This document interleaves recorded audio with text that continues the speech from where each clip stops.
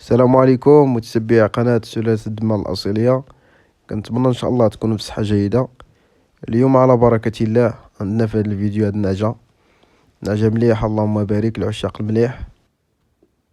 بالنسبة للسن ديالها سداسية وضارة بشهرين، يعني ضارة شهرين ديال الضرار.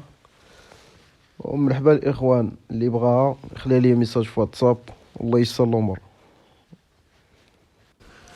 وما تنساوش الإخوان تخليونا جيم ومتابعة للصفحة باش يوصلك كل جديد كنلوحوه في هذه القناة.